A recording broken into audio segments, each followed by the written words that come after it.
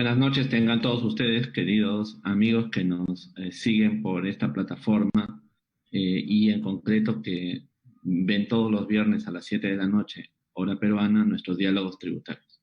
El día de hoy vamos a conversar con un querido amigo que es Félix Vega y el tema que vamos a tratar es la planificación fiscal y las medidas antiabuso en los CDIs en los tiempos de COVID-19.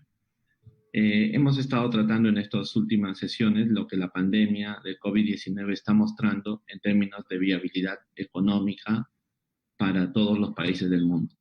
La pregunta que tendríamos que empezar a realizarlo es cómo se van a comportar las empresas multinacionales en sus estrategias de sobrevivencia en términos tributarios y cuánto las cláusulas antiabuso de los CDIs estarán contribuyendo a afrontar esta situación, a permitirla, a limitarla, etcétera.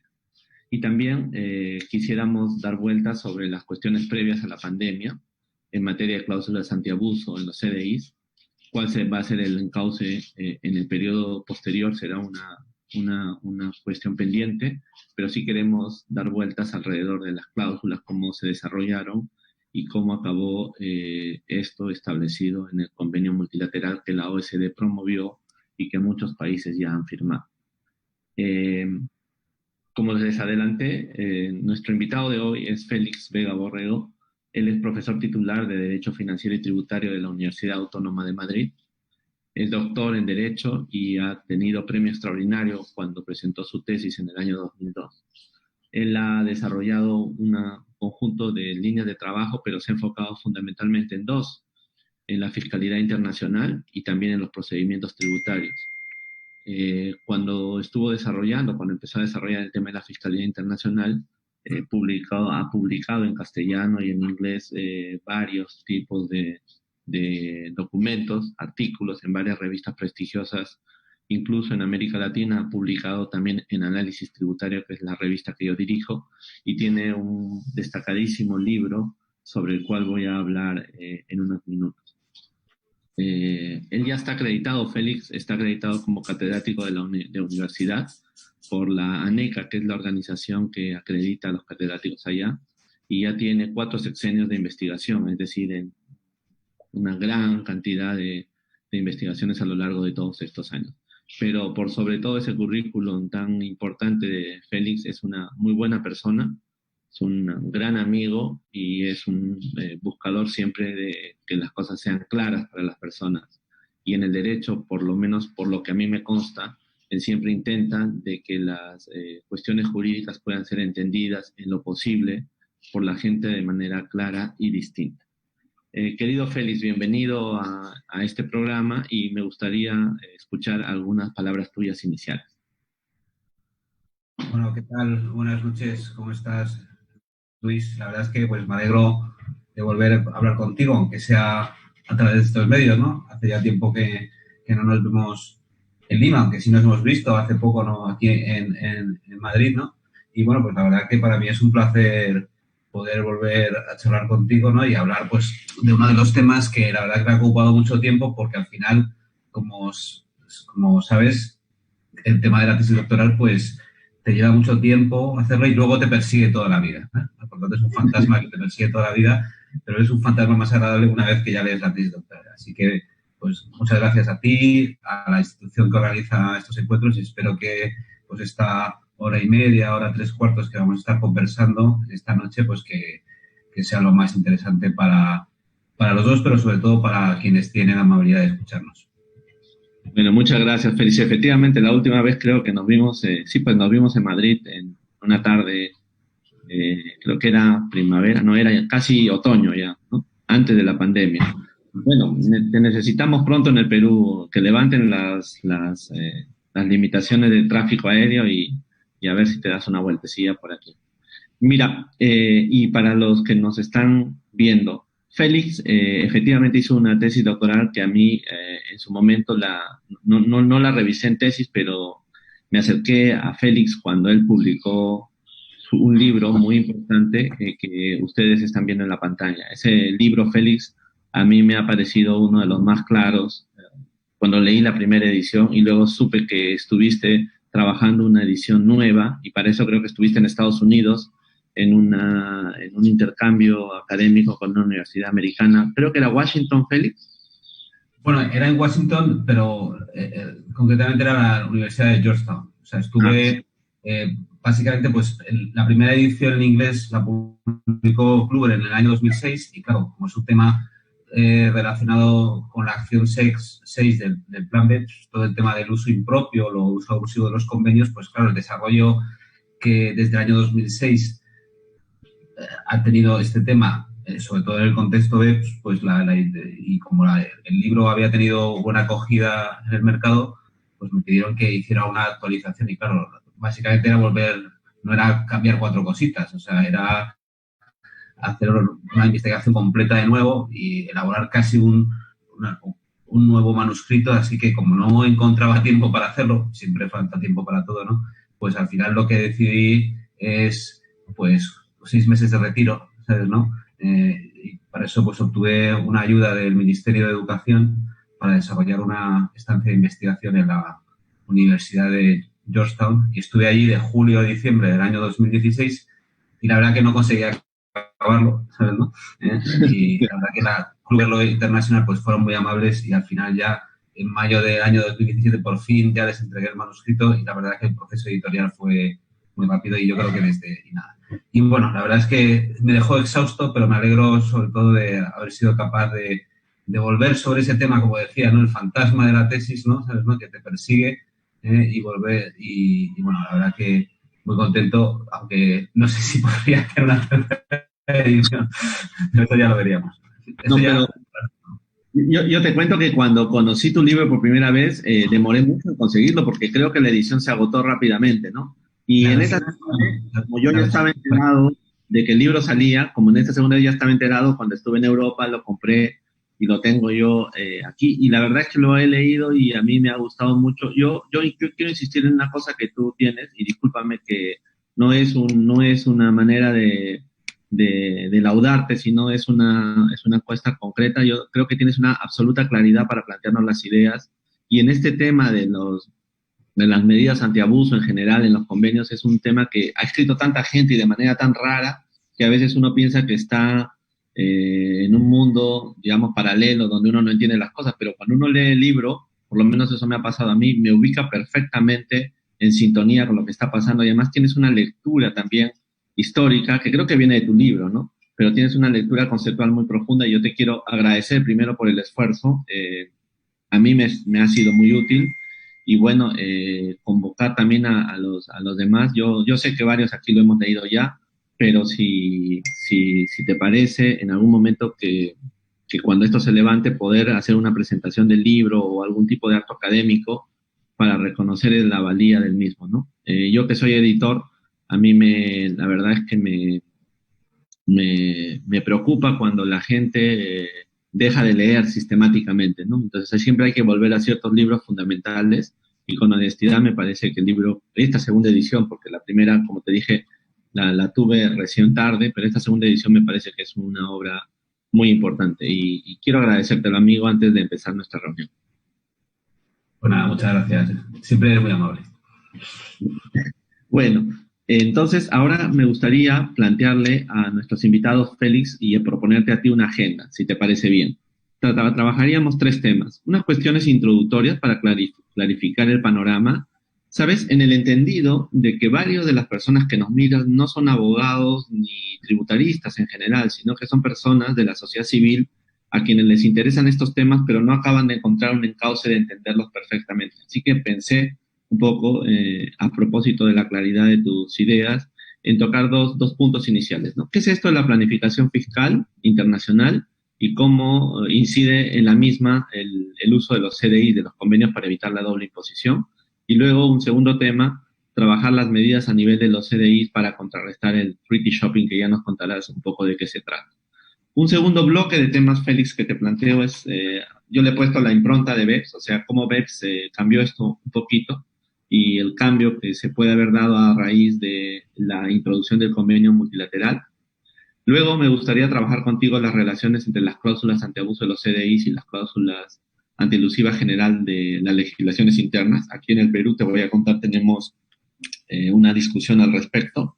y luego ver un poco el estándar de verificación del tratado multilateral a efectos de plantearnos ya el tercer tema, ¿no? Entonces, en este segundo nivel o bloque, mi interés es que las personas que nos ven puedan saber esto del proyecto BEPS de la OSD, cómo cambió la idea de los mecanismos para contrarrestar el treaty shopping. Y finalmente, y siempre que el tiempo nos alcance, hablar un poco de algunos aspectos que a mí me parecen interesantes del convenio multilateral. El test de PPT del convenio, sobre el que también te refieres en tu libro, la interpretación del preámbulo del convenio y cómo eso puede traer consigo alguna regla interpretativa a nivel internacional, la modificación del preámbulo de los convenios para evitar la doble imposición y algunos otros aspectos más prácticos, digamos, con el tema, para dar un cierre final, una reflexión tuya sobre el conjunto del tema. ¿Qué te parece la agenda, Félix? ¿Te parece atractiva? ¿Cómo la ves? ¿Un poco aburrida? Yo lo veo muy bien. No sé si nos va a dar tiempo a hablar de todo, pero bueno, por lo menos intentemos mejor tener ahí grandes objetivos, ¿no? Y a ver hasta cuándo nos da tiempo, ¿no? Así que nada, vamos a ir hablando cada uno de ellos y como tú eres aquí el maestro que dirige la orquesta, pues tú ya me vas guiando, ¿sabes, no? Y a ver a dónde llegamos, ¿no? Lo importante es tener un plan. Está bien, hagámoslo así entonces, vayamos a un ritmo tranquilo para que la gente también disfrute con nosotros y no nos atropellemos y hasta donde podamos llegar en el plazo que nos hemos convenido. Mira, yo quiero empezar entonces con el tema de las cuestiones introductorias y la planificación fiscal internacional y la incidencia en la misma de los CDI.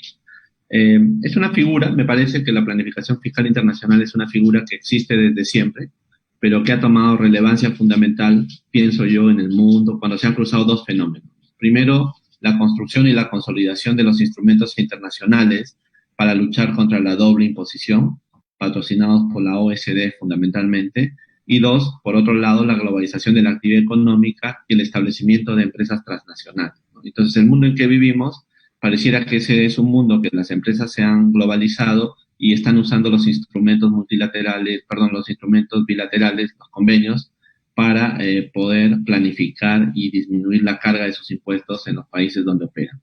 Entonces, me gustaría, Félix, que empezáramos con una explicación a nuestra teleaudiencia sobre qué entiendes por planificación fiscal internacional y cuál es la incidencia en la misma de los CDIs, y que creo que también a las personas que nos están siguiendo les interesaría saber qué es esto del treaty shopping.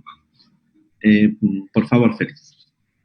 Bueno, son diferentes cuestiones. En primer lugar, es lógico, ¿no?, que en cualquier operación interna o con vínculos internacionales, si existen varias alternativas y cumpliendo siempre fielmente la ley, pues que uno decida escoger la que tenga la menor carga tributaria, ¿no? La verdad es que eso no debe asustar a nadie en la medida en que se opere de forma transparente y no se utilicen mecanismos artificiosos. Pues, lógicamente, entre una opción y otra, lo lógico es que uno también intente optimizar la carga tributaria de cualquier operación, no solamente en el ámbito de los impuestos sobre la renta, sino también en el ámbito del IVA. Yo creo que eso es algo que queda claro, ¿vale?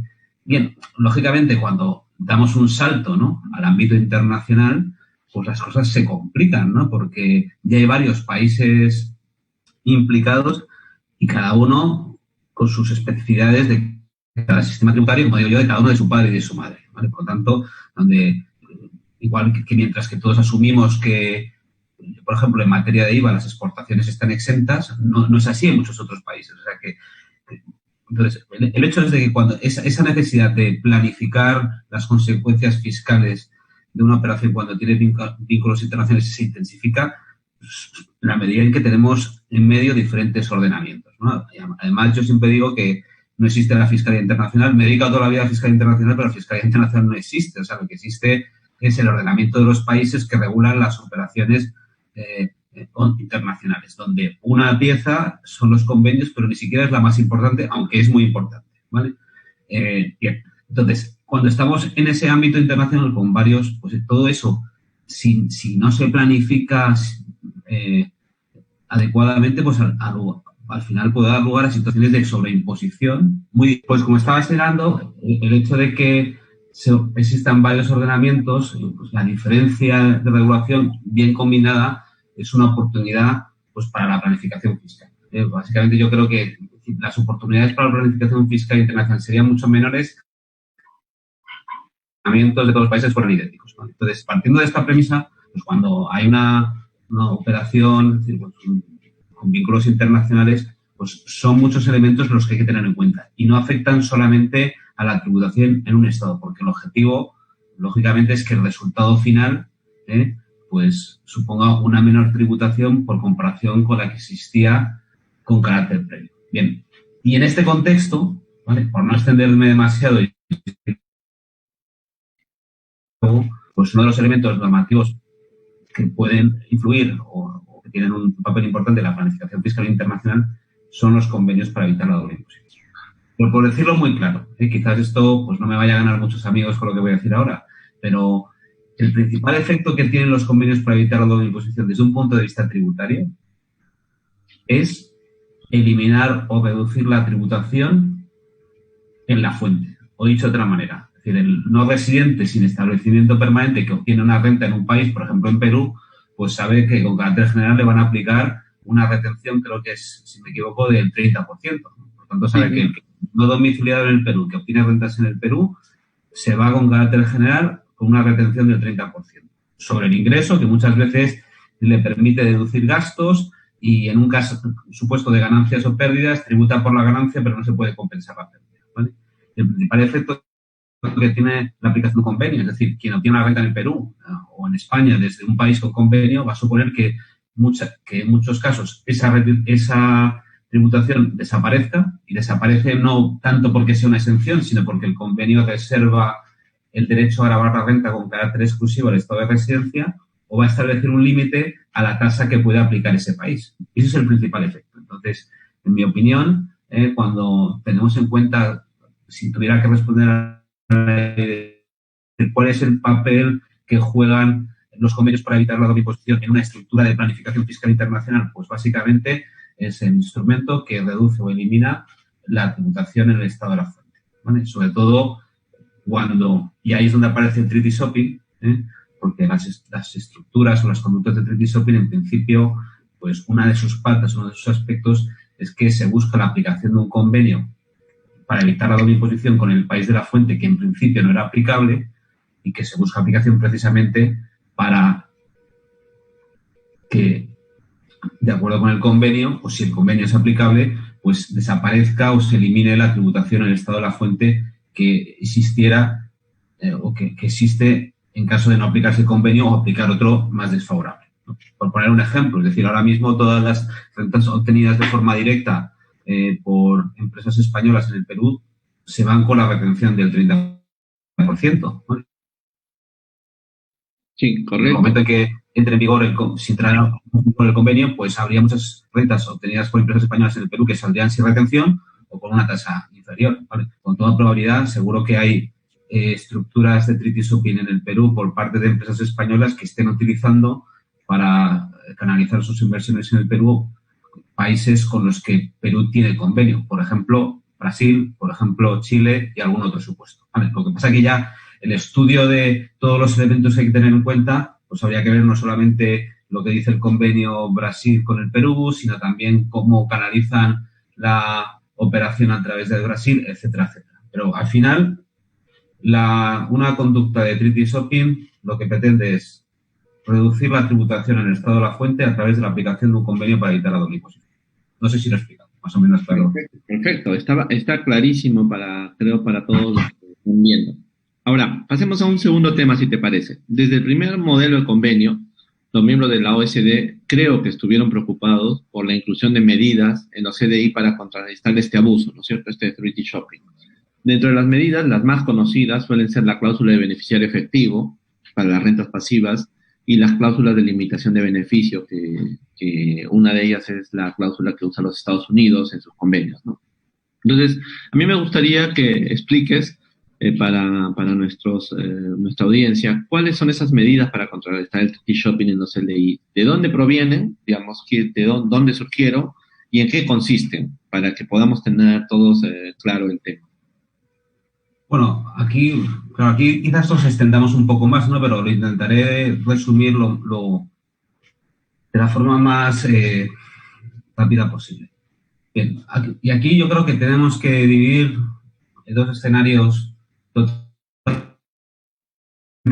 que es verdad que BEPS convergen, en cierta manera. ¿Vale? Por un lado, Estados Unidos y por otro el resto del mundo. ¿Vale? Y el resto del mundo, si pudiéramos considerar como la OCDE el resto del mundo. ¿Vale? La medida, digo la OCDE, la medida en que el modelo de convenio más relevante es el de la OCDE y el de la ONU en estos aspectos no dice nada muy diferente. ¿Vale? Entonces, si lo miramos desde el resto del mundo, desde el punto de vista del modelo de la OCDE, pues lógicamente esto es una preocupación, es decir, del abuso de los convenios utilicen para reducir la tributación en la fuente por parte de sujetos que, aunque formalmente puedan ser residentes, no es a los que estaba destinado el convenio, es algo que le preocupa. ¿Vale? Y básicamente los hitos temporales son los siguientes. Uno, en el año 1977, en el modelo del 77, se introduce la cláusula de beneficiario efectivo. ¿Vale? Y se introduce en los artículos 10, 11 y 12, dividendos, intereses y, para que me entendáis, regalías.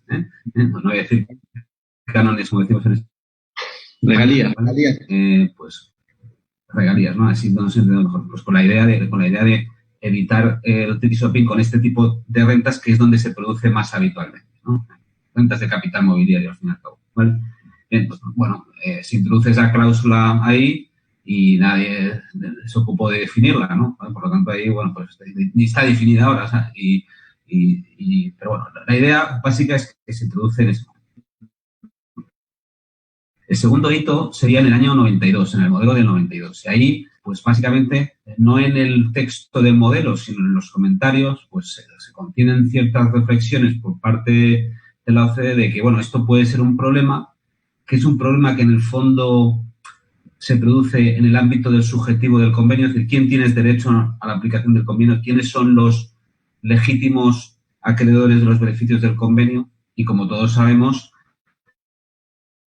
de acuerdo con el artículo 1 del modelo de la OCDE, para tener derecho a la aplicación de un convenio hay que ser residente en alguno o ambos estados contratantes y, fundamentalmente, ser residente en un país a efectos del convenio significa estar sujeto a tributación por la renta mundial obtenida. ¿Vale? Y ahí ya plantean, dice, pues puede haber sujetos que efectivamente cumplen ese requisito, pero que no tengan derecho a la aplicación del convenio. Y ahí, básicamente, los comentarios, bueno, se dice si se podrían aplicar las normas generales denegar la aplicación de los beneficios de convenio en algún caso, pero no se dice nada concluyente y más bien lo que parece que se dice es que no se podría aplicar una cláusula general de abuso interna para denegar la aplicación de un convenio en un supuesto de tricky shopping de una conducta netamente artificiosa. Y se introducen también una serie de cláusulas específicas que básicamente lo que pretenden excluir es, en algunos supuestos, la aplicación del convenio. Son cláusulas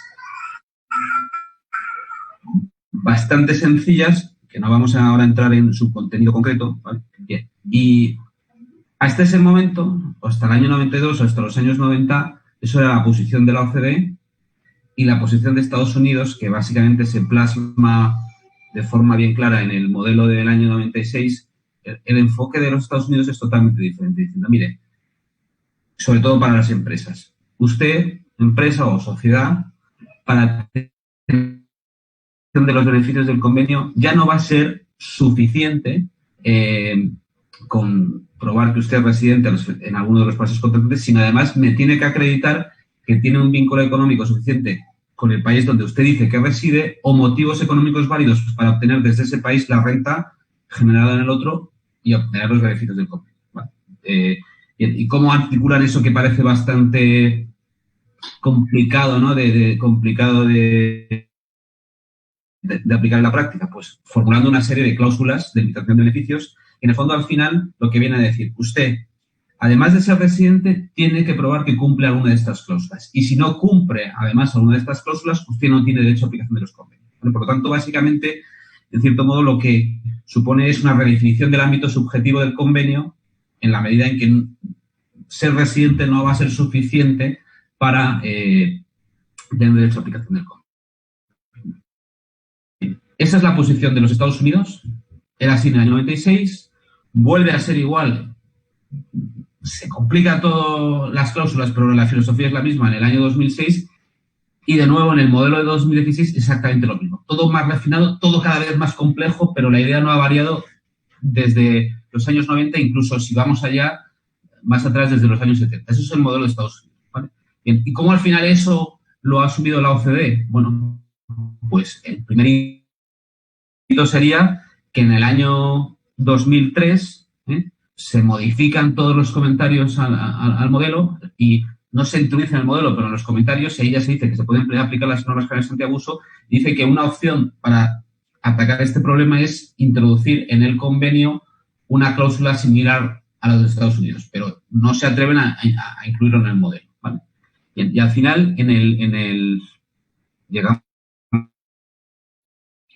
al proyecto, al proyecto a la acción 6, y al final la acción 6, pues lo que ha supuesto es incluir en el modelo de la OCDE una cláusula de limitación de beneficios a imagen y semejanza a la que tienen los Estados Unidos en su modelo. De hecho, hay algunos aspectos del modelo de la nueva cláusula de limitación de beneficios del modelo de la OCDE como consecuencia de BEPS que se ha ajustado a lo que dicen los Estados Unidos, ¿vale? Ahora, ¿qué va a pasar en la práctica? Es decir, los países cuando celebren sus convenios bilaterales van a introducir una cláusula en el convenio exactamente igual a la que dice el modelo de la OCDE que es parecida a la de Estados Unidos. Pues la respuesta es que con toda probabilidad no lo van a hacer. No lo van a hacer porque la acción 6 de BEPS no considera que algo estrictamente necesario el incluir esa cláusula tan desarrollada de limitación de beneficios en el convenio, sino basta con la inclusión de una cláusula general antiabuso como la del Principal Purpose Test que propone el modelo de OCDE. No sé si lo he explicado, pero vamos, en el fondo al final resto del mundo, Estados Unidos, ¿vale? Y en el fondo el resto del mundo OCDE han ido convergiendo hacia un poco los planteamientos de los Estados Unidos en este ámbito, ¿vale? Perfecto, buenísimo lo que me estás contando y yo creo que ya tenemos claro el panorama para entrar al segundo bloque de conversación. La impronta de BEPS, tú ya la has adelantado un poco, que BEPS concluye y establece esto, ¿no? Pero yo quería contarte, vamos a ver si estoy en la ruta correcta, ¿no? Luego de la publicación del paquete BEPS en octubre del 2015, los líderes del G20 instaron a la implementación de dos cosas, ¿no? Un estándar mínimo de medidas antiabuso para todos, pero luego a la construcción de un marco inclusivo. Es decir, el G20 y los miembros de la OECD que incluyan a otros países que no pertenecían a estas economías, sino que pertenecían a las economías en vías de desarrollo. Porque la introducción de un estándar mínimo de medidas antiabuso no funcionaría por un club tan chiquito, tendría que ser ampliada como un concepto complementario, ¿no? Y luego ese marco inclusivo en junio del 2016 fue establecido. El Perú forma parte de ese marco inclusivo, además voluntariamente y muy activo. Y la idea era facilitar, si recuerdo bien, el trabajo conjunto entre todos los países y jurisdicciones miembros, ¿no? Hasta donde recuerdo eran 115 países y jurisdicciones que se habían unido ya para el desarrollo de estos estándares relacionados con BEPS, ¿no? Ahora, ¿qué comprende el estándar? A mí me parece que el estándar comprende disposiciones modelo para impedir el abuso de los convenios, un poco como lo que tú estás llamando, a las que te has referido, ¿no? Que impidan el recurso a sociedades canalizadoras de renta, tipo sociedades conducto en países o jurisdicciones en los que rijan convenios fiscales favorables para canalizar esas inversiones y conseguir beneficios de tipo de gravámenes reducidos, ¿no? Luego, un segundo caso, informes estandarizados país por país, la acción 13, lo que daría a las administraciones tributarias una especie de imagen global de dónde se declaran los beneficios, tributos y actividades económicas de las empresas multinacionales. Y estas pudieran, las administraciones, utilizar esta información para calcular precios de transferencia y evaluar otros riesgos de erosión de bases imponibles, ¿no es cierto? Y que le permite concentrar, creo yo, los recursos de auditoría ahí donde son más eficaces.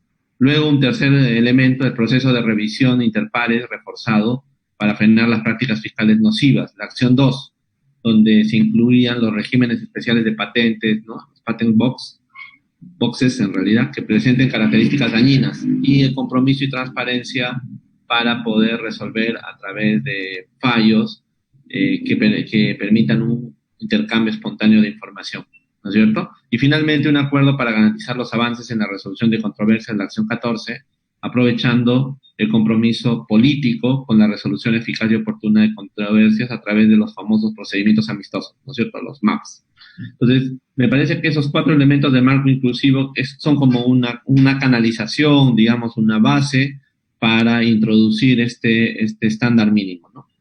Entonces, yo te quería preguntar si desde la OCDE se ha dicho que para luchar contra la evasión y la ilusión es necesario que el paquete BEPS se realice a escala mundial y que los países y jurisdicciones interesados no pertenecientes al grupo de los 20 se comprometan a poner en práctica el proyecto BEPS y por eso, y además en condiciones de igualdad. Yo quería preguntarte, ¿qué opinas sobre este eslogan de la condición de igualdad que viene utilizando la OECD en la elaboración del paquete BEPS, ¿no? Por ejemplo, en el convenio multilateral, para ser más exacto, ¿tú crees que ahí había una condición de igualdad, un enfoque de igualdad? Me gustaría saber tus apreciaciones sobre esto, querido amigo. Bueno, hablar de igualdad es algo complicado, ¿no? Es decir, la verdad es que a veces no entiendo muy bien a qué es lo que se está refiriendo. Si hablamos de un convenio en particular, pues lógicamente el régimen tributario que ahí se negocia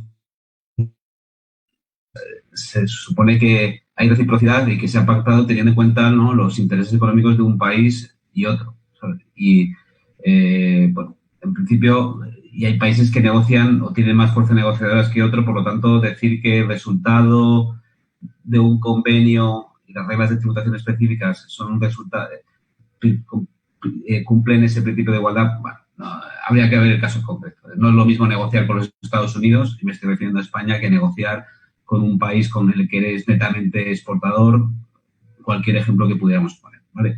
Bien, respecto de todas estas medidas, condiciones de igualdad, pues nadie lo duda. La idea es decir que en todos los países pues se apliquen el mismo tipo de medidas. Ahora, ¿están en condiciones de igualdad? Pues yo creo que un elemento fundamental es cómo es la administración tributaria de ese país, ¿vale? Es decir, está muy bien establecer en el plano obligación de documentación en materia de precios de transferencia, etcétera, etcétera, pero si no tenemos, es decir, para eso, en primer lugar, tiene que haber un conjunto de contribuyentes que sean capaces de cumplirlo y, sobre todo, una administración tributaria que tenga capacidad de controlar que eso se cumple.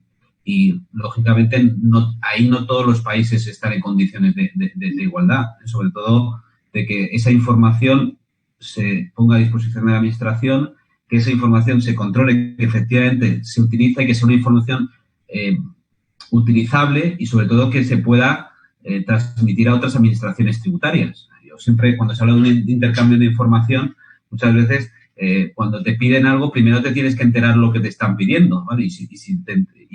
Y cada uno, bueno, pues me acuerdo cuando estuve la primera vez en el Perú, que hasta que no entendí lo de la primera categoría, segunda categoría, tercera categoría, bueno, cuando entendí eso, me resultó todo más sencillo porque podía entender mi sistema tributario o entendía el sistema peruano con mis categorías tributarias, que al final era exactamente igual, pero cada uno con sus apellidos. Por tanto, eso de condiciones de igualdad, pues no sabría yo decirte exactamente si la hay o no la hay, pero yo creo que no se está en condiciones de igualdad cuando los intereses de los países no son exactamente los mismos, sobre todo la capacidad de la administración tributaria. Es decir, hay muchas cuestiones de BEPS que para una administración poco desarrollada, pues prácticamente no tiene medios a tal efecto. Y eso lo pone en manifiesto, por ejemplo, que el nivel de convenios que tiene un país y otro es muy diferente. Al final, ¿qué países tienen convenios para evitar la doble imposición? Tienen una red amplia. Los países exportadores.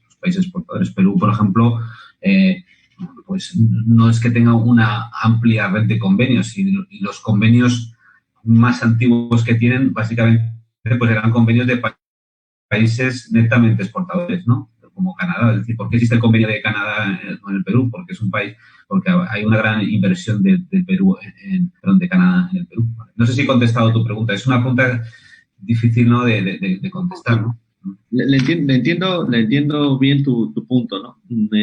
Efectivamente, pero yo creo que cuando tú haces alusión a lo que planteas, estás también diciéndonos, digamos, detrás, que las negociaciones alrededor del Plan BEPS no son negociaciones hechas sobre la misma vista, o no todos los intereses están alineados, ¿no es cierto? Como tú hablabas del resto del mundo de Estados Unidos, ahí hay una desalineación de intereses. Pero luego, cuando tú ves países en vías de desarrollo versus países desarrollados, capaz OECD está pensando más en el problema de la ilusión en los países desarrollados que en los países en vías de desarrollo. No sé si compartes esa tesis. Bueno, si lo miramos desde el punto de vista de los convenios, para evitar la doble imposición, es que los convenios al final, uno mira la tributación antes y después de un convenio y lo que hace es reducir la tributación en la fuente. Por lo tanto, es decir, un convenio para evitar la doble imposición, al final, a quien beneficia, si es que beneficia a alguien, es al país que exporta más en el otro. Es decir, si España celebra un convenio con el Perú ahora mismo, el que es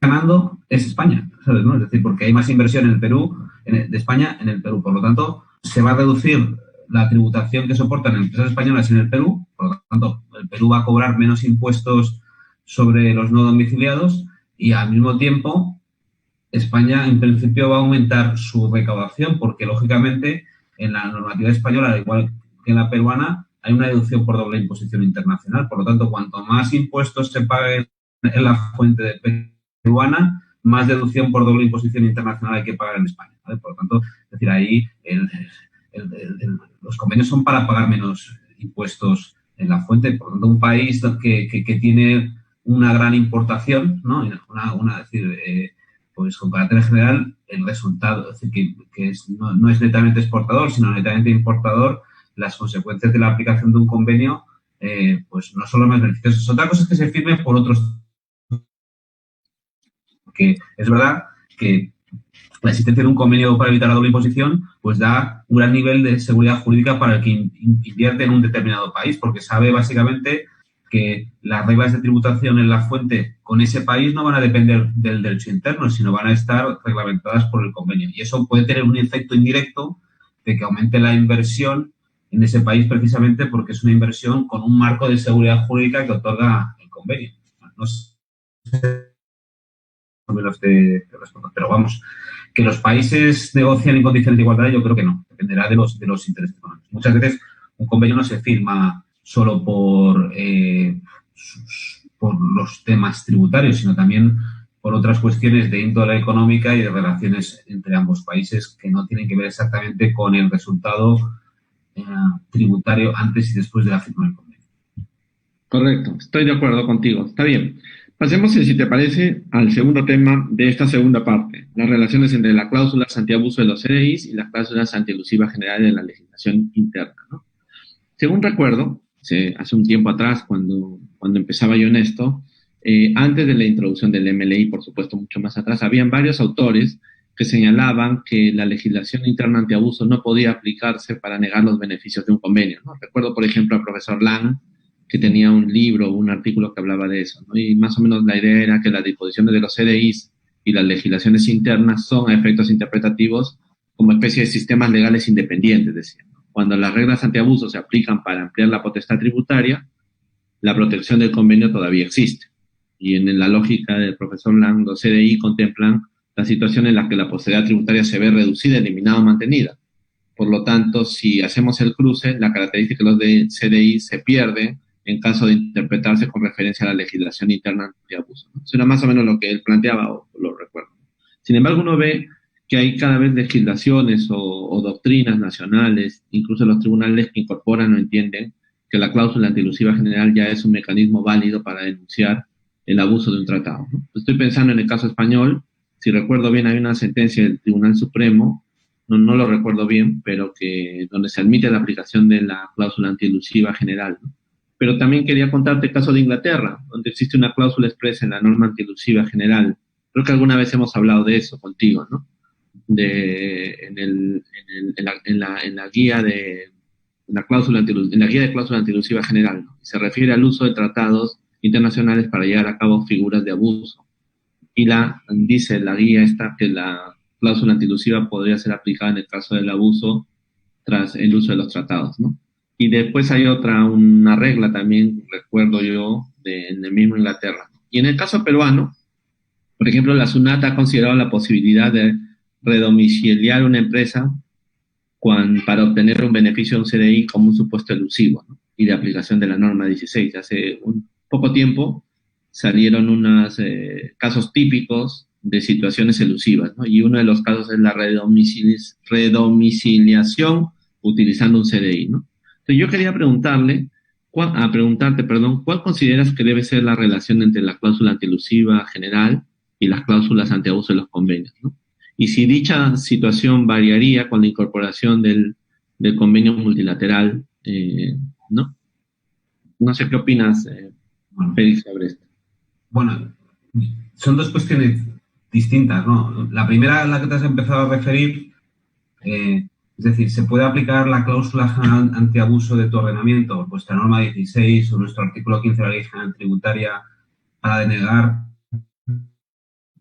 beneficio de un convenio en una situación abusiva artificiosa? Bueno, pues la verdad es que hoy en día sería muy difícil decir que no, ¿sabes? ¿No? Sería muy difícil decir que no, ¿vale? Por lo tanto, decir, uno puede pensar algo, pero en principio eso es algo que parece que ya lo admite todo el mundo y sobre todo lo importante, sobre todo un abogado, ¿qué dice el Tribunal Supremo? Si tu Tribunal Supremo admite la aplicación de una norma general de abuso para denegar un beneficio de un convenio en un supuesto donde claramente hay una utilización abusiva, pues yo creo que eso no hay ningún problema. Ahora, si nos referimos al tema de la relación entre las cláusulas generales antiabuso del ordenamiento interno o establecidos en un convenio con cláusulas específicas antiabuso, de ver si donde hay cláusula, esa idea de donde hay cláusula específica no se puede aplicar la cláusula general, bueno, te puedo responder esa pregunta respecto de lo que conozco más, que es el tema de las cláusulas de limitación de beneficios, ¿vale?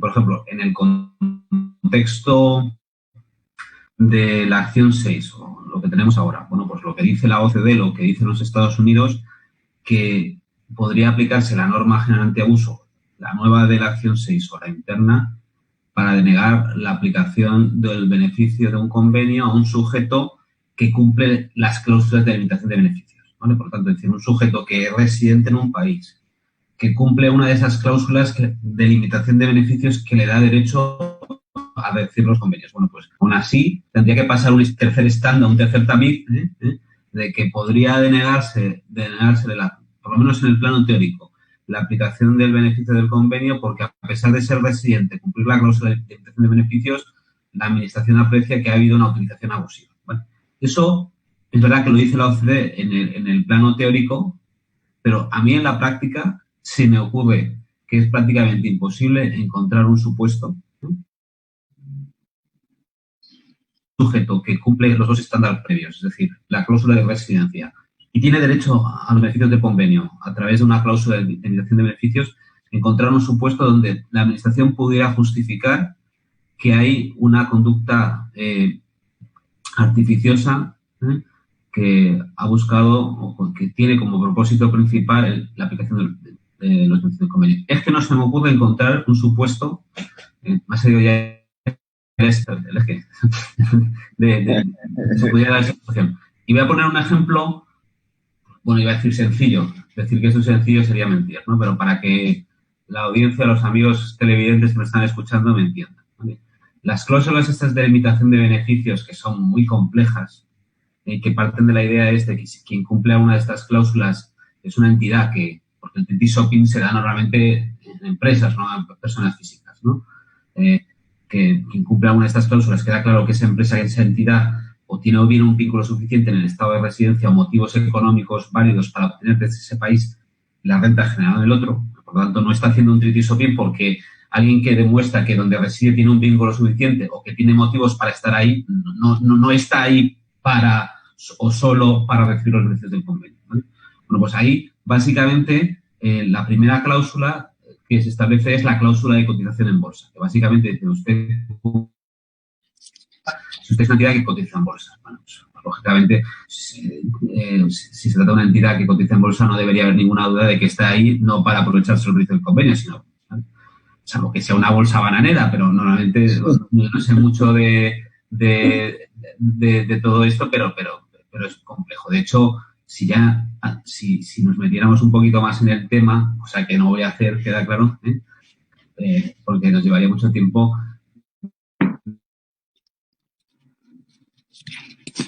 Cotizar en bolsa, sino que tiene que ser una entidad que efectivamente materialmente cotice en bolsa, que es su participación.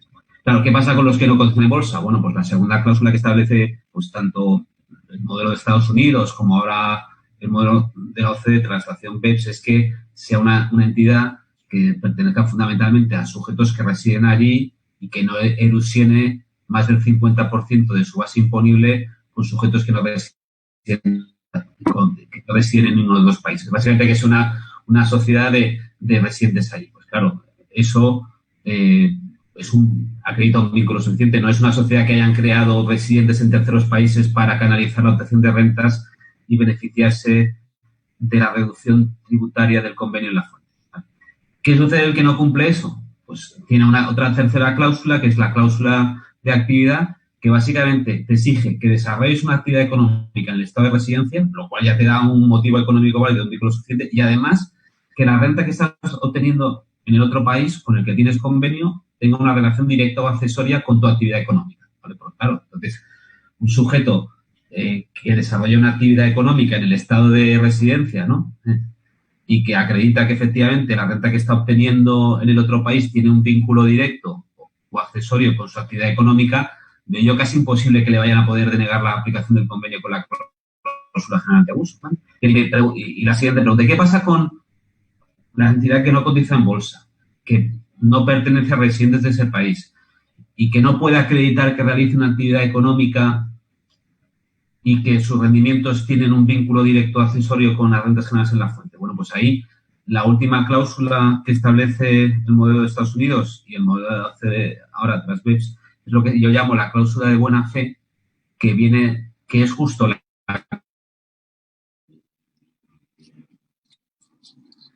que es justo, perdón. Que está en el país de residencia y que su propósito principal no es beneficiarse de las reducciones impositivas del convenio en el estado de la fuente. Claro, si te das cuenta, esa cláusula de buena fe es la cláusula general antiabuso, pero al revés, donde no es la administración la que tiene que probar el abuso, sino tú tienes que probar que no hay abuso o la buena fe. Entonces, como poniendo este ejemplo, que es el que yo pongo, quizás sea la principal conclusión a la que que es una conclusión muy sencilla, bueno, es verdad que la OCDE y los Estados Unidos pueden decir que la cláusula general antiabuso también sería aplicable en estos casos de una cláusula específica. Bien, pero si alguien es capaz de encontrarme un supuesto donde eso se aplique en la práctica, pues yo le felicitaré, pero yo es que la verdad es que hablando de las relaciones entre una cláusula general de uso y las cláusulas de limitación de beneficios, tal y como han sido diseñadas por la OCDE y los Estados Unidos, yo veo muy difícil que pueda encontrarse un supuesto donde eso sea posible, ¿vale? No sé si más o menos. Ahora, si habláramos de otras cláusulas específicas antiabuso, que conozco, pero conozco menos, pues no sé si diría lo mismo, pero a lo mejor también digo lo mismo, ¿sabes? Correcto. O sea, tu tesis es que la cláusula LOB establecida en los Estados Unidos es tan completa que sería muy difícil que alguien con propósitos elusivos pueda usar el convenio. Y por lo tanto, la cláusula antiabuso local no tiene mucha influencia. Eso es básicamente lo que estás planteando, ¿no es cierto? Tal y como está configurada, prácticamente es imposible encontrar un supuesto donde se pueda considerar que alguien puede negar el beneficio del convenio por la cláusula general de abuso que cumple alguna de las cláusulas de limitación de beneficios. Es verdad, ahora no encuentro los detalles, que es verdad que en la acción 6 BEPS y lo que se recoge en los comentarios, recoge algún ejemplo donde dice que sería posible, pero la verdad a mí ese ejemplo nunca me han convencido ni tampoco creo que nunca se vaya a producir en la práctica, ¿vale? Por lo tanto, si me preguntas, la respuesta es ¿qué es lo que acabas de decir? Pues la respuesta que te digo es lo creo, ¿sabes? ¿No? Y me reafirmo, ¿vale? Entre las dos ediciones me reafirmo. Está firmado ya. Ya está firmado en el libro, o sea, además. Bueno. Aunque realmente, Luis, son 3, porque lo primero que publiqué fue la versión en español, ¿vale? Y luego ya las versiones en inglés. Pero sigo pensando lo mismo, la verdad, que todos los años tengo que explicar esto al menos un par de veces en algún foro y siempre vuelvo a leer algo, digo, a ver si he cambiado de opinión y la verdad es que creo que esto es así y que no va a cambiar, ¿vale? Ya han pasado 18 años desde que hice la tesis, ¿eh? ¿Sabes, no? De hecho, ¿hoy qué día es? Hoy es 12 de junio. Sí. Pues el día 18 de junio habrán pasado 18 años desde que defendí mi tesis doctoral. O sea, que ya ha pasado un tiempo. ¿Sabes, no? Bueno, ya casi 2 décadas, ya te estás volviendo mayor también, ¿no? La verdad es que sí. Bueno, quería volver sobre ahora o dar un paso más para hablar del estándar de verificación del convenio multilateral, ¿no? La acción 6, a la que has hecho alusión varias veces de BEPS, ha introducido el PPT también como uno de los estándares mínimos, ¿cierto? A ser implementado. El PPT ha sido incluido también a través del convenio multilateral, que ya está vigente en varios países desde el 1 de julio del 2018, ¿no? Aun cuando creo yo los países participantes en la implementación del plan BEPS pueden escoger entre un PPT o una LOP, ¿no es cierto? Eh, entre ambos. Entonces, en algún sentido, a pesar de esta posibilidad de escoger, que los países tienen para escoger tipos de cuestiones sobre este asunto, perdóname un segundito, tienen para escoger.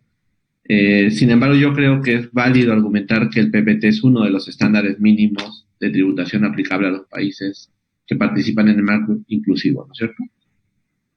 Pero también esta cláusula, así como la LOB nos ha entretenido un poquito, esta cláusula de PPT genera varias preguntas en cuanto a la uniformidad con que se aplicará el estándar, ¿no? Y el papel que van a jugar los actores, las administraciones, los asesores. Y yo estoy pensando mucho en los jueces, en los países, ¿no? Al momento en que van a interpretar. Entonces yo quería preguntarte si la introducción del convenio multilateral al establecer un nuevo estándar de evaluación para el acogimiento a un CDI, que incluye certificado de residencia, análisis de beneficiario efectivo, cumplir con el preámbulo de doble no imposición, la evaluación del test de la cláusula sea PPT o LOB. Este conjunto de estándares, PPT, LOB, certificados, análisis, ¿qué opinión te merecen en relación al uso efectivo de los convenios para lo que fueron diseñados, ¿no? ¿Tú sientes que esto ha entorpecido ya el uso de los convenios o le ha dado el canal regular que deberían tener? Bueno, pues claro, aquí podríamos decir muchas cosas, ¿no? En fin, la primera, pues al final, básicamente lo que dice BEPS o la OCDE es que usted tiene que tener una cláusula general antiabuso, que es esta que denomina la PPT-2, la Principal Purpose Test, ¿no? De la que no vamos ahora a hablar de sus detalles, además yo creo que lo habéis hablado de esto en otros seminarios y tampoco yo sería el más experto para hablar de esto. Por lo tanto, un instrumento de reacción de la administración. Perfecto, vale.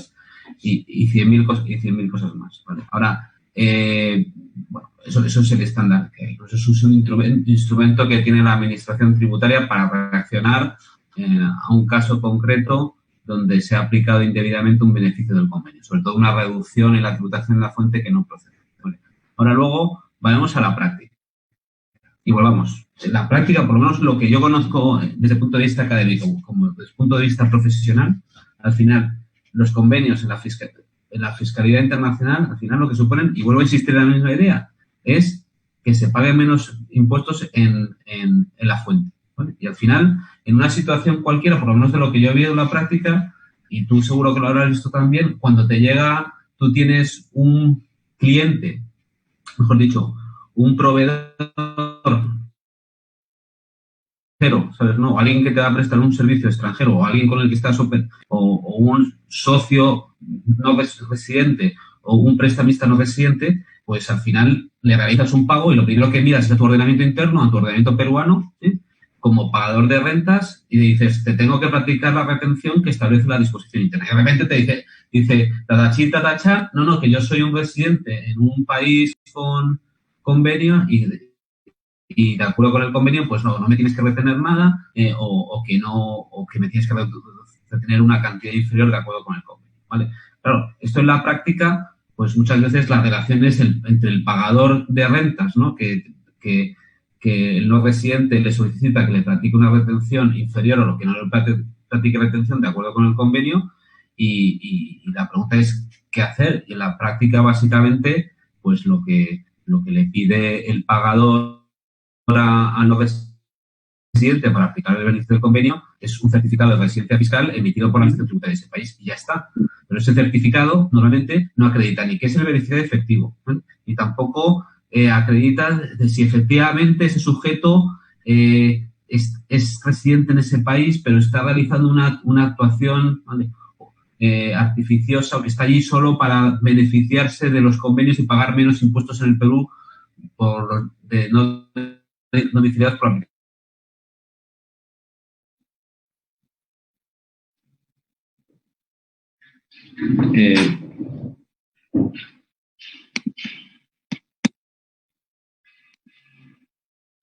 Félix. Si le acredita que es residente, le aplica una protección, etcétera, etcétera. Y lo que sí sucedía antes y después, que cuando la administración tributaria quiere comprobar esto, no va contra el no residente que está abusando, no va contra el no residente que está abusando, sino contra quién es el pagador que ha practicado una retención o que no ha practicado retención, teniendo en cuenta lo que establece el convenio, y al final es contra ese sujeto contra el que van. Y muchas veces se le liquida el impuesto dejado de retener por una conducta que se ataca vía esta cláusula general antiabuso, que parte de una conducta que no ha realizado el pagador de la renta, sino el perceptor de la renta. No sé si me he explicado con esta idea.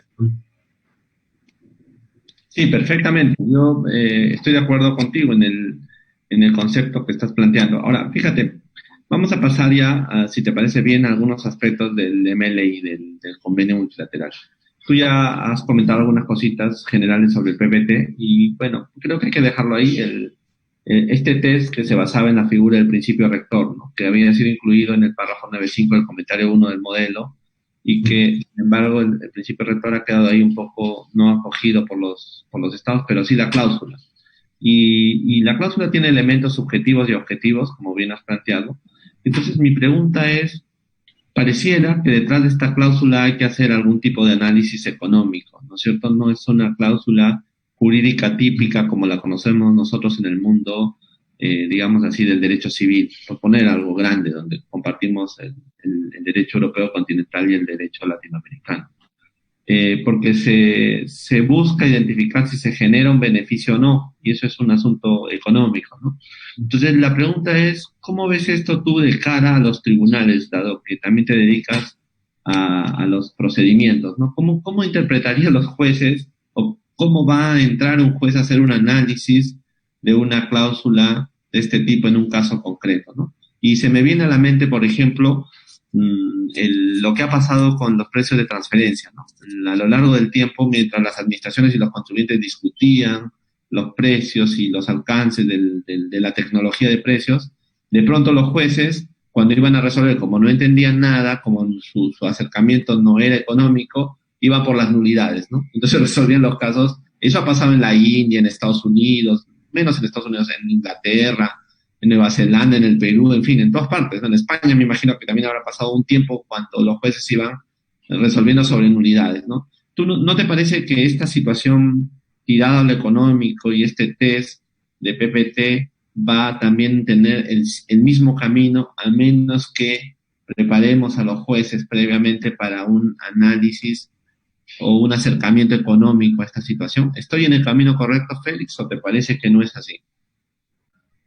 Bueno, yo creo que, es decir, esto por lo menos en términos teóricos no lo veo tan complejo, ¿sabes? No, al fin y al cabo, es decir, cuando una administración aplica una cláusula general antiabuso, es decir, para que esa conducta pueda confirmarlo luego un juez, pues sobre todo lo que hay es un deber de motivar, ¿no? De por qué considera la administración que esa operación pues tiene como principal propósito lograr una menor tributación y es artificiosa. En ese medida de que su principal objetivo es obtener esa rebaja fiscal y no hay ningún otro motivo económico que explique por qué eso se ha hecho así, ¿vale? Entonces, en muchas ocasiones, bueno, es decir, la administración tributaria tiene que motivar eso, pero también quien puede acreditar o quien tiene la posición mejor para acreditar que efectivamente la operación no es artificiosa es quien ha realizado la operación, que es el contribuyente, ¿vale? Por lo tanto, el propio contribuyente, es decir, que ha realizado esa operación es el que se encuentra en mejor disposición de poder explicar y convencer, aquí estamos hablando ya de un proceso, al juez de efectivamente esa operación no solo se ha realizado para obtener una rebaja fiscal, que hay algún otro motivo económico válido, relevante, que dé sentido a todo eso, ¿vale? Bien, entonces, y yo creo que eso yo creo que eso,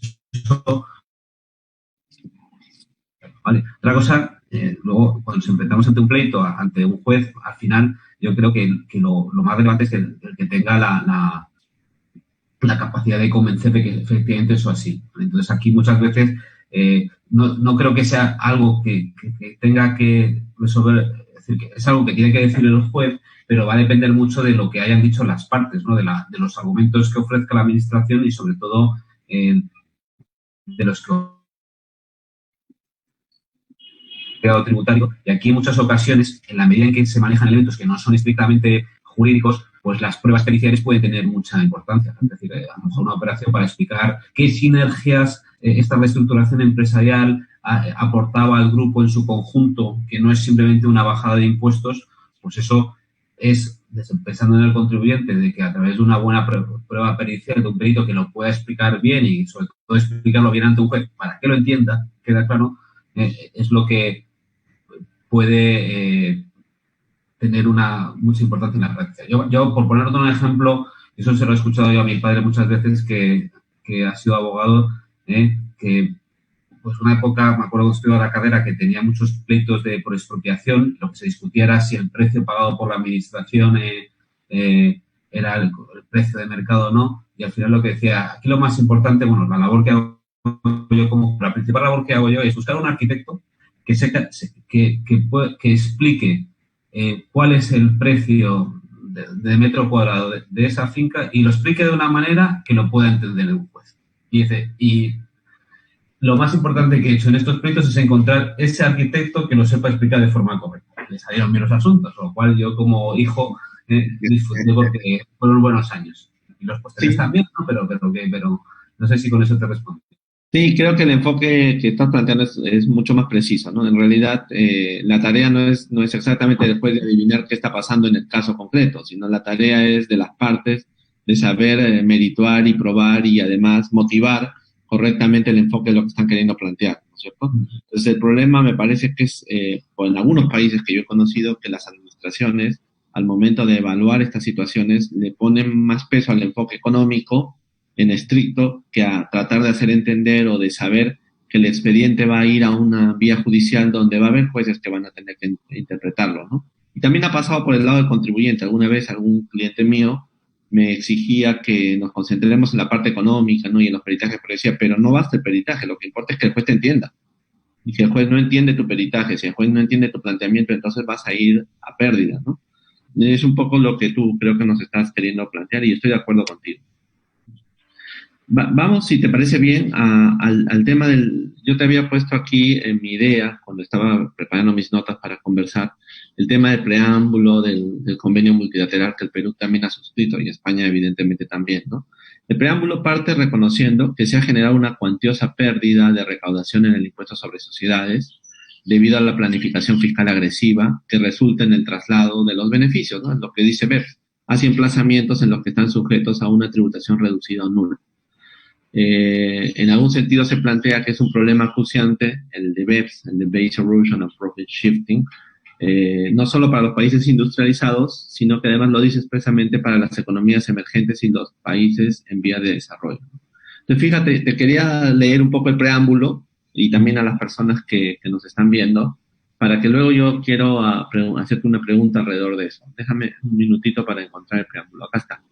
El preámbulo del convenio dice, reconociendo la importancia de garantizar que los beneficios tributen allí donde se lleven a cabo las actividades económicas sustanciales que generan los beneficios y donde se cree valor, acogiendo favorablemente el paquete de medidas desarrollados al amparo del proyecto conjunto de OECD y el G20, luego observando que el paquete de BEPS de la OECD G20 incluye medidas relacionadas con los tratados a fin de abordar ciertos mecanismos híbridos, impedir la utilización abusiva de los tratados fiscales, hacer frente a la ilusión artificiosa del estatus del establecimiento permanente y mejorar la resolución de las controversias. Y luego dice, consciente de la necesidad de asegurar la implementación rápida, coordinada y coherente de las medidas de BEPS relacionadas con los tratados en un contexto multilateral. Y luego sigue, observando la necesidad de garantizar que los convenios existentes para evitar la doble imposición en materia de impuestos sobre la renta se interpreten en el sentido de eliminar la doble imposición en relación con los impuestos comprendidos en estos convenios, sin generar oportunidades de no imposición o de imposición reducida a través de la elusión y la evasión fiscales, con la intención de conseguir la desgravación previstas en los convenios para el beneficio indirecto de residentes de terceras jurisdicciones. Y luego continúa, reconociendo la necesidad de contar con un instrumento eficaz para implementar los cambios acordados sincronizada y eficientemente en toda la red de convenios para evitar la doble imposición en materia de impuestos sobre la renta, sin necesidad de renegociar bilateralmente cada uno de ellos, y bla, bla, bla, continúa, ¿no? Entonces, fíjate que este preámbulo introduce al paquete BEPS de alguna manera como elemento de importancia para la creación del convenio multilateral. Entonces, aquí es donde quería yo preguntarte, ¿no? Si tomamos nota de la Convención de Viena sobre los tratados, podríamos decir que el paquete BEPS, todo lo que hizo OECD alrededor de esto, puede ser considerado como un contexto para la interpretación de ese convenio multilateral en virtud del artículo 31 de esa convención. ¿Cuáles medidas debieran entenderse como tales de repente? ¿Todo eso es contexto o los informes finales de los planes de acción? ¿O también toda la documentación posterior? No sé si tienes alguna reflexión en torno a esto, porque creo que puede ser importante, le va a dar un sentido finalista. El contexto podría darle un sentido finalista a la interpretación del convenio multilateral, ¿no? ¿Qué opinas, querido Félix? Bueno, pues vamos a ver, en primer lugar está claro que, es decir, lo que ha salido en el convenio multilateral, pues no es el resultado de un día, ¿no?, sino de un trabajo de la OCDE y de los diferentes países que han intervenido durante mucho tiempo, ¿no? Entonces, yo creo, y ahí, por ejemplo, la OCDE, por ejemplo, saca un draft que lo pone en su página web y cualquier persona puede formular observaciones, y esas observaciones se cuelgan, incluso suele haber un simposio sobre ello y se contestan, y al final de lo que empieza a lo que sale, hay un gran recorrido. Yo creo que por lo tanto, creo que todo eso es un elemento que hay que tener en cuenta para entender todos esos elementos materiales que hay que tener en cuenta para ver cómo hay que interpretar la norma que finalmente se aprueba, ¿vale? Bien.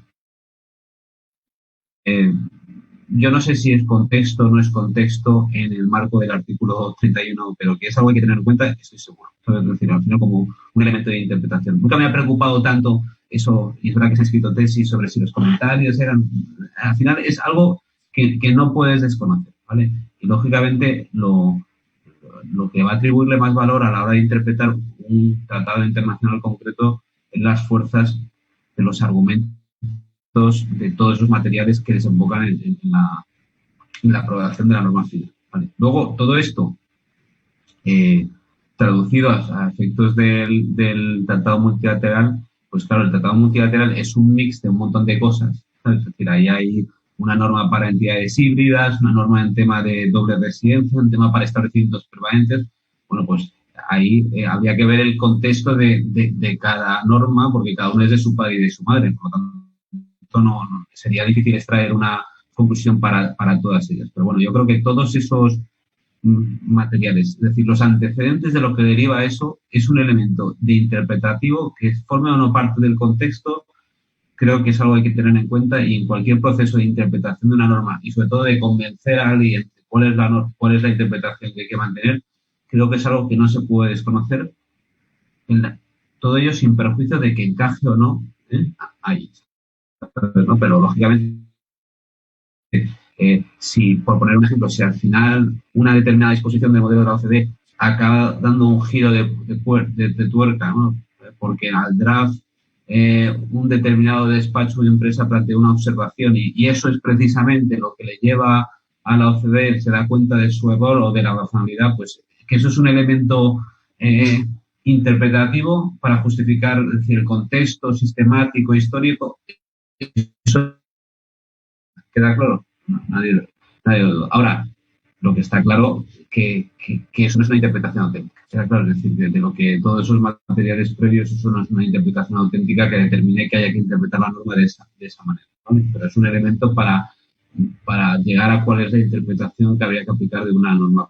Y luego podríamos saber ahora, si quieres o no, ver casos concretos, ¿vale? Porque aquí lo que me ha dicho antes es que casi te faltaba un respirador, ¿no?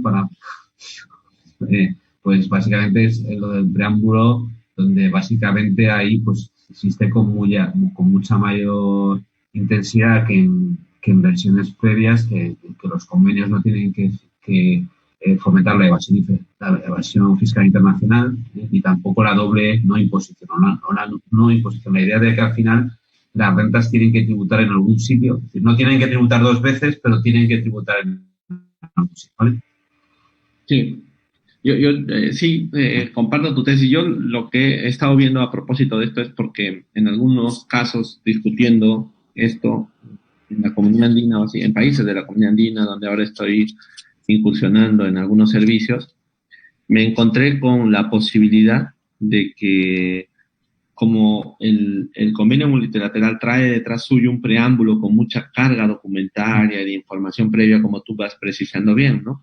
Esto te permite un margen de análisis mayor y, por lo tanto, creo que cuando ocurran estos casos va a haber también más margen para los abogados de las partes de discutir estos temas a nivel de lo que llamaríamos la interpretación, ¿no es cierto?, sobre la base de la ratio legis, o sea, lo que quien produjo ese documento tenía que hacerlo. ¿Por qué digo ratio legis?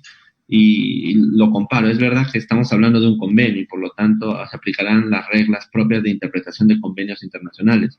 Pero, sin embargo, cuando tú bajas en la discusión con los jueces también van a interpretar los convenios como si fueran normas jurídicas internas típicas y duras, ¿no es cierto? Entonces, en algún sentido, la carga que le pone este preámbulo al convenio multilateral va a traer consigo algunos instrumentos para la discusión en la interpretación de sus alcances. Por eso lo planteaba, pero justamente, fíjate, quiero ir un poquito más allá. Mira, el Tratado Multilateral tiene su propio preámbulo, pero luego uno de los puntos del convenio multilateral es ¿no?, la introducción de una modificación en los propios convenios, ya no en el preámbulo, sino que se introduzca el preámbulo de los convenios, ¿no? Y otra vez lo voy a citar, y esta vez espero ser más tranquilo y no quedarme así sin aire.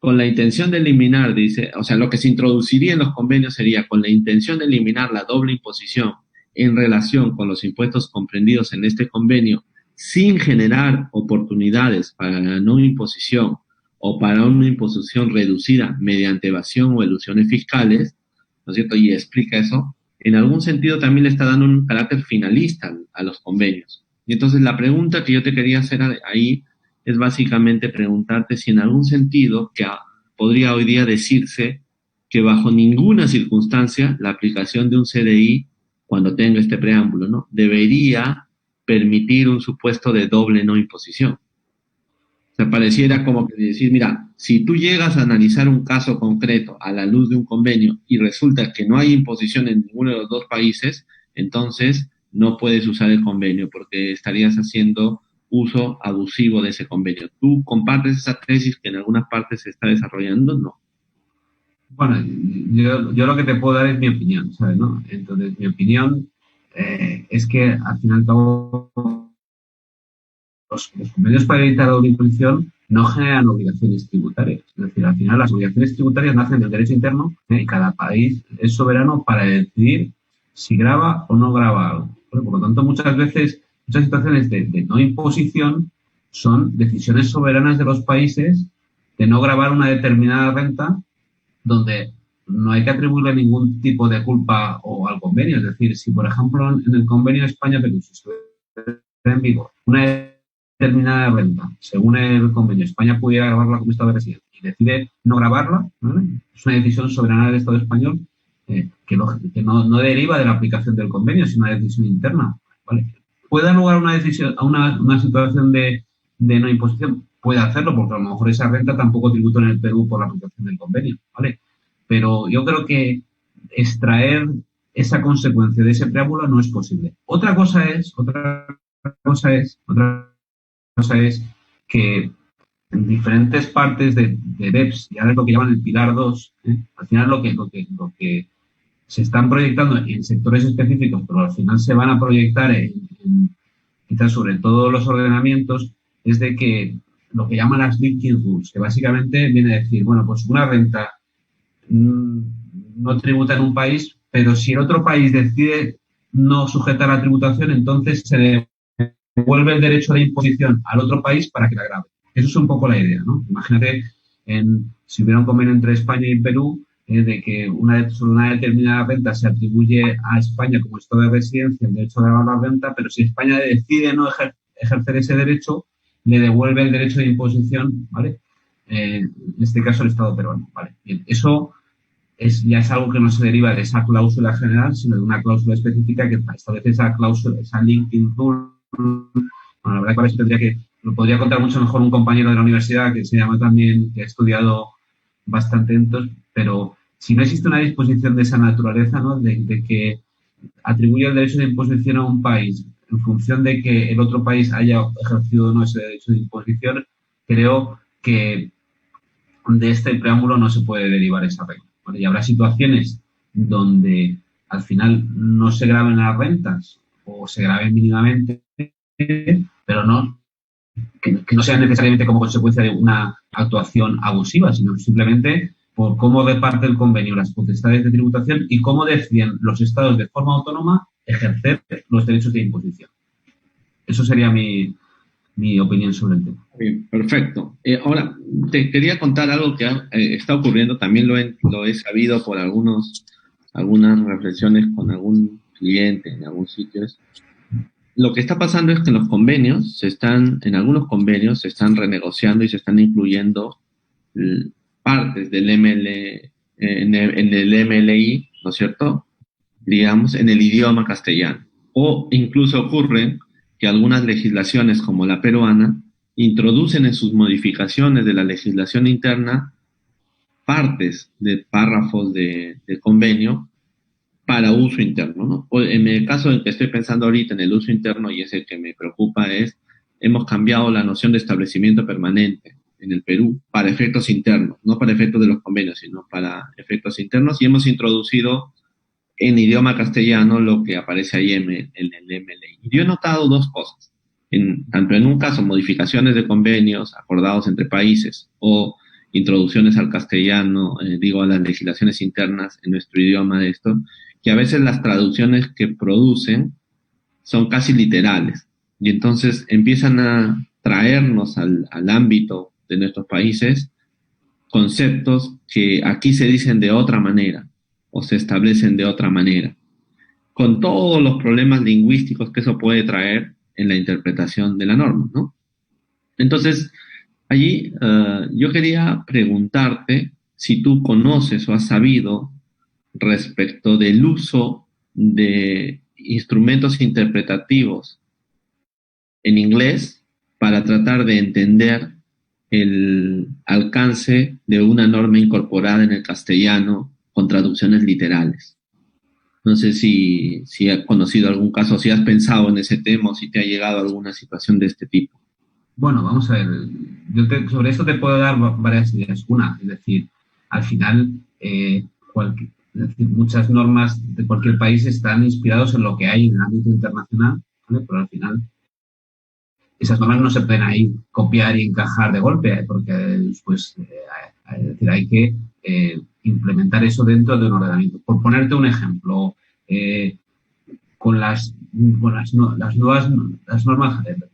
tú te sabes más de eso, pero ¿cómo se llama esto de la contabilidad? Las NIF, ¿no? Las normas internacionales de contabilidad. Información financiera, sí. Vale, bueno, hay países que han decidido aplicarlas directamente sin utilizar una disposición interna. No ha sido así en España. En el año 2007 se aprueba el Plan General Contable del año 2007, donde, bueno, pues toma todo eso, ese acervo internacional, pero lo traduce en una norma interna para que todo encaje en el sistema interno, ¿vale? Por lo tanto, es decir, yo creo que es una mala política legislativa, ¿no?, incorporar algo que pulula por ahí en el ámbito internacional sin tener en cuenta cuáles son las categorías de tu ordenamiento y cómo encaja eso en el ordenamiento. Por poner en la legislación estadounidense, el concepto de establecimiento permanente no lo ves en ningún sitio, ¿sabes, no? Y ellos hablan de otra cosa, que hablan de que realiza una actividad empresarial en su territorio, ¿vale? Y nadie se le ha ocurrido encajar eso directamente en su ordenamiento, ¿vale? Por tanto, yo creo que eso es una cuestión de mala política legislativa, ¿vale? Y que, lógicamente, pues las normas pues en ningún país son perfectas y generar un problema de interpretación porque no encaja bien el ordenamiento y habrá que buscar una interpretación para todo eso encaje, ¿vale? Ahora, bien, en el ordenamiento español, como país que forma parte de la Unión Europea, y ahora me refiero a la segunda cuestión, hay muchas disposiciones europeas, ¿vale?, que en principio están previstas para cuando se trata de una relación o una transacción que tienen vínculos europeos, que también se ha aplicado la legislación española para operaciones puramente internas, ¿vale? Por operaciones puramente internas, ¿vale? Entonces, ¿eso qué ha supuesto? No solamente en España, en cualquier otro país de la Unión, de la Unión Europea, que cuando se interpreta esa disposición interna, ¿vale?, que se ha redactado a imagen y semejanza de la disposición europea, ¿vale?, cuando se plantea alguna cuestión de interpretación, pues se ha admitido que se pueda plantear cuestión prejudicial ante el Tribunal de Justicia de la Unión Europea, sea una transacción que no tiene vínculos europeos. En el fondo lo que está en juego es la interpretación de una norma que, aunque sea interna y solo se aplica en situaciones de derecho interno, es equivalente a la norma europea. Entonces, ahí tenemos muchos ejemplos en la legislación española de que disposiciones europeas se han implementado en el ordenamiento español, no solamente para las operaciones con vínculos entre diferentes países de la Unión Europea, sino también puramente internos, ¿vale? Y la verdad es que eso pues no ha funcionado demasiado mal, sobre todo porque, y me estoy refiriendo ahora al impuesto sobre sociedades, porque hasta ahora los aspectos que se habían armonizado eran muy pocos. Pero, por ejemplo, ahora que tenemos que implementar, que todavía no lo hemos hecho, la directiva de la Unión Europea, que básicamente lo que es la aplicación del plan BEPS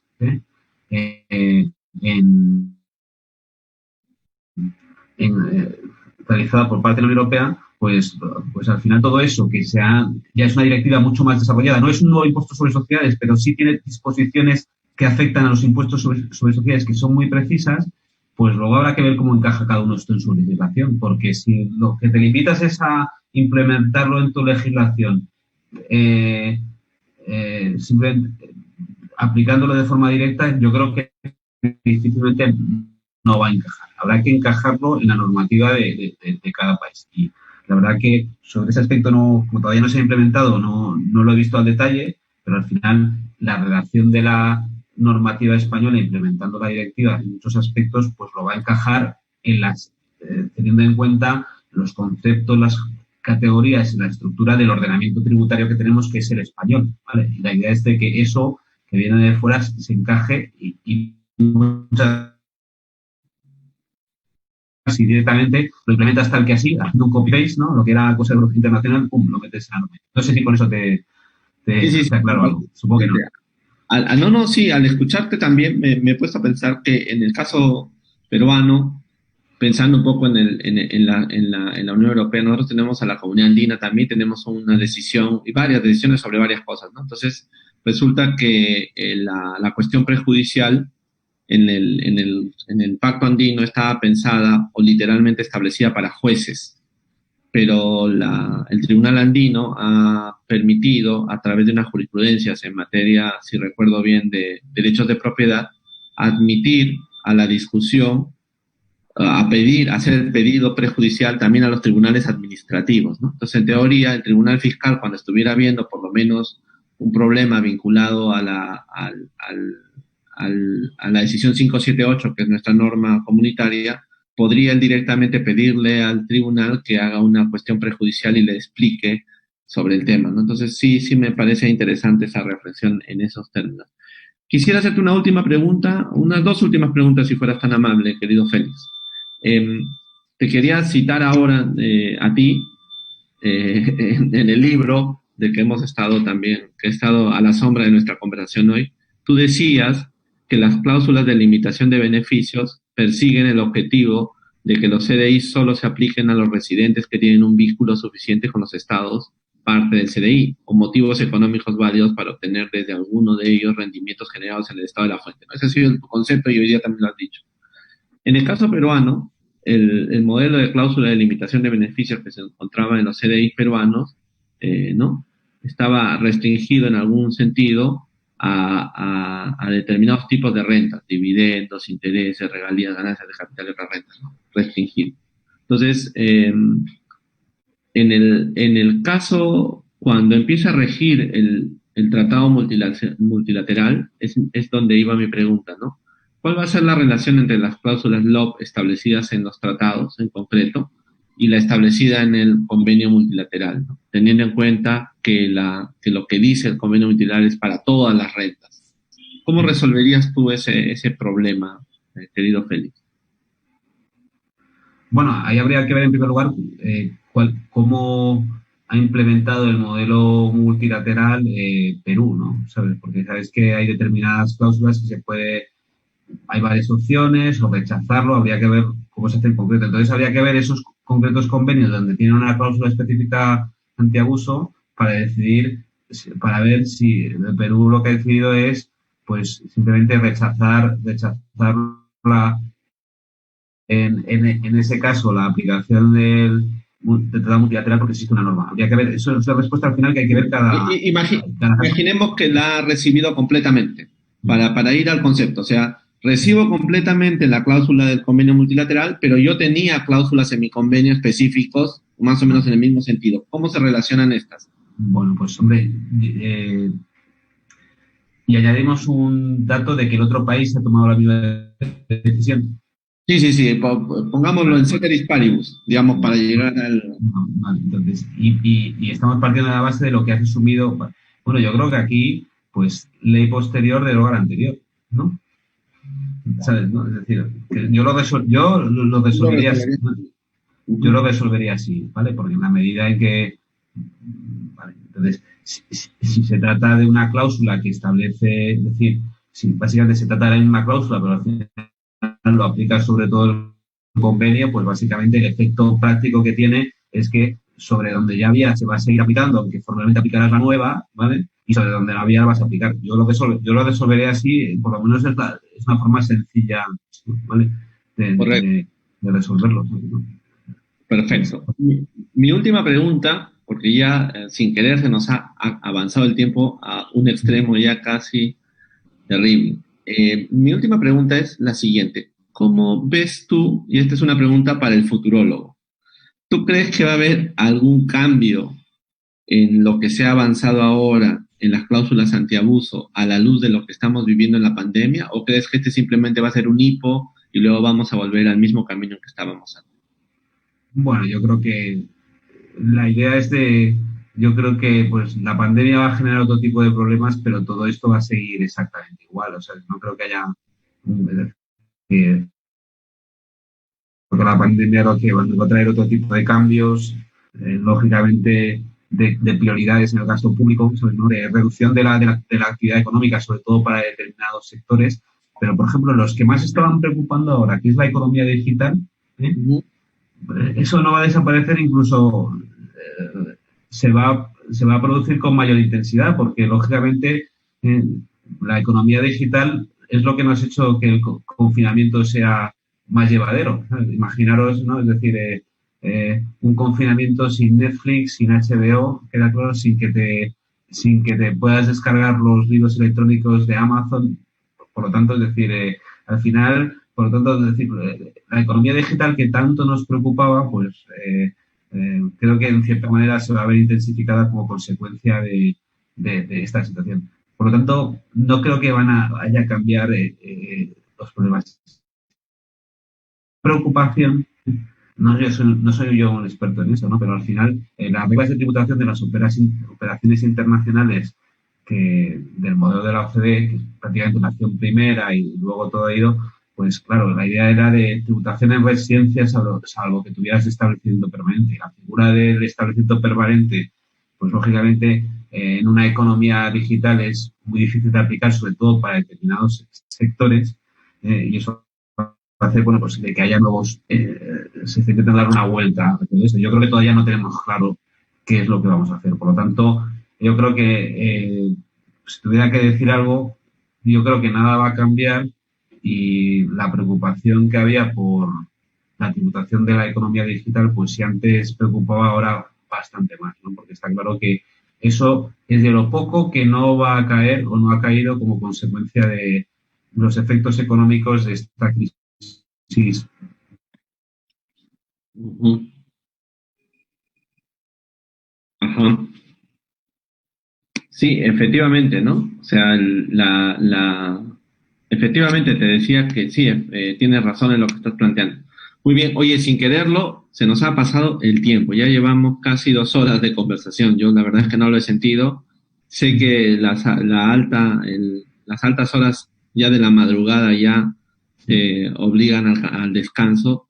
Entonces, simplemente quería pedirte si tienes alguna cosa final que subrayar o alguna conclusión antes de terminar nuestra reunión.